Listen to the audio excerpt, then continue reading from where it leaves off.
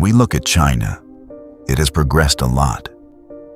Its wealth, its economy, its industries, its influence, in every way you can name. China has been growing and is still growing. This country is showing itself in such a way that many people think China is the future superpower. It is possible, but saying it is much easier than becoming it.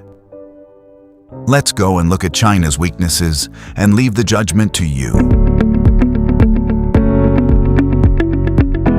China has grown a lot in the last 30 to 40 years. The Chinese people have truly worked hard.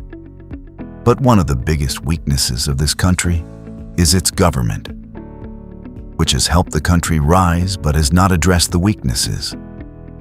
That is why the power that has been created is vulnerable, especially when you want to compete with the United States. There are countries that are powerful, like France, but they do not claim that they want to compete. But China wants to compete with the United States in the world. But the main weakness of this country is the same government that we mentioned. The Chinese Communist Party of this country, without any exaggeration, is both communist and a dictatorship, and a very strict dictatorship. In this country that wants to become the world superpower, there is absolutely no freedom of action. Everyone is monitored, especially with today's technology. Advanced cameras have been installed everywhere. Even when you pass in front of them, they scan faces. This means they understand where a person has been since morning, where they stopped, where they ate, who they talked to. You might say, is such a thing possible? Yes, it is possible. In China, it has happened. All the cities of this country are completely monitored. It's no joke. One of the points we can say makes this country a superpower is this. Because implementing such a system is not a job for just any country. Dictatorial governments are common in the world, and many of them are disorganized. But China is an organized dictatorship.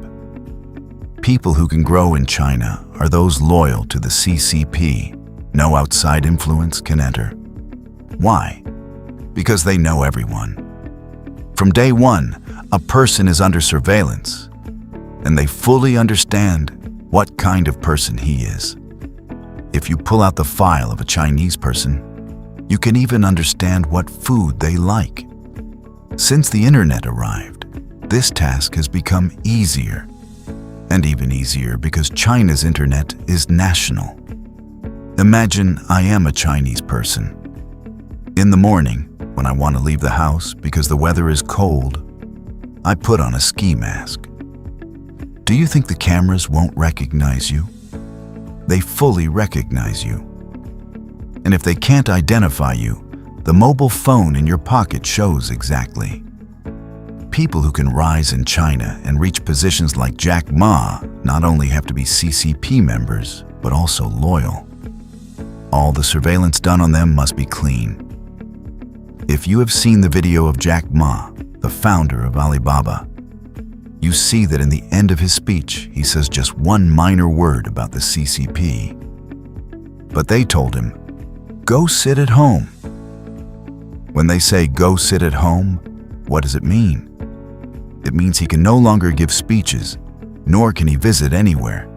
He cannot do interviews with podcasts, news agencies, or anything like that. This shows how strict the government is in terms of monitoring. They didn't even warn him, like, from now on, don't say these things. The first time was the last time. If you ask an important member of the CCP, "What's the deal? Why are you so extreme?" They say, "We do all this for progress. We monitor everyone so that even an ordinary person who wants to grow, we have their file. When the file is clean, why shouldn't they grow? They grow. But if we don't have the person's file, we don't know who should grow and who shouldn't. In other words, with this system, they give people social credit. Those who are clean, their credit keeps rising. Then they can become capitalists, factory owners, members of the CCP, and generally be well off. The next weakness of China is that freedom of speech is zero. Even people don't dare to speak freely with their family or friends. They constantly censor and control themselves. Chinese people who come abroad and are asked say that people have been raised this way.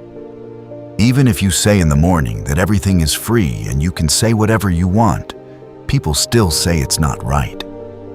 It has completely gone into their blood. China is so extreme that even telling an ordinary Chinese person that this island is Taiwan offends them. It offends them badly. It's like telling a horse it's a donkey. So what should we call Taiwan so they don't get upset? You have to say Taipei or fully say Taiwan province, not just Taiwan. Now let's go to other dark sides. The internet in this country is completely filtered and national. No one can connect to the global internet, even with the best VPNs. And even if they do, it's dangerous for them. Because the first and second times, there are heavy penalties, and if repeated, prison. The main reason they do this is that they don't want Chinese people to be aware of world news, most of which is anti-Chinese. Another dark point of China is the treatment of one of its minorities. They treat the Uyghurs very badly. Western sources say more than 1 million Muslim Uyghurs are in forced labor camps. You might say, North Korea has forced labor camps too, right? But China also has forced labor camps, not less. The Chinese government usually denies all of this and says, no, this doesn't exist at all. Why do they do this to Muslim Uyghurs? Because the Chinese government is completely atheist. They say these people unnecessarily have religion. They say people loyal to a religion cannot be loyal to their country. On the other hand, if you have seen the Tibet video, Tibetans do not give up their religion, Buddhism. That's why they are constantly suppressed and confronted. China's judiciary is below zero and terrifying. Usually in China, anyone who goes to court is 99% convicted. It is very unlikely to be acquitted. Of course, most East Asians are like this. Japanese courts are the same. Even though Japan is not communist, if your case goes to court, nearly 100% conviction. Another big problem in China is the environment. A country that industrialized rapidly and progressed did not take the environment seriously from the beginning. This has caused the air in Chinese cities to be usually polluted, some very polluted. The groundwater in this country is usually polluted. However, in the past 10 years, they have started taking it seriously and now strictly enforce rules. With their persistence, they will probably succeed. Until the 1970s, meaning the late Mao Zedong era, more than 90% of Chinese were rural. But today, 70% of Chinese are urban. Those 70% who became urban needed construction and progress. They did it, but in a disorderly way, which damaged the environment. When you look at this country with all its splendor, you won't believe that the remaining 30% rural still have facilities like in Mao's time. They don't have proper hospitals, proper schools, and are not properly supported. The government focuses more on cities, and if you ask why rural areas are neglected, they say the rural population should move to cities. You might ask, what about agriculture and similar things? It's a communist country. Rural people don't own farmland. The state owns all the land and decides who works there. A dark corner of China is that its history is censored, and the censored history is taught in schools and universities. They don't talk much about ancient Chinese dynasties and leave everything for the 20th century. Since communism took hold, they consider Mao Zedong a national hero. If you watch the video about Mao Zedong, you see this man had no real intellect. But because he symbolized the communist revolution, they never criticize him. If you have seen a video of Xi Jinping, you know he does not like Mao. Mao was the one who imprisoned his father for 10 years. Yet because he is a symbol of the Communist Party, they respect him and portray him as a hero in every way. In short, we reach the conclusion that China is a great power. But this power is based on fear of its people. It may not be sustainable because historically governments founded on fear have never lasted. This is what threatens China. China is very advanced technologically.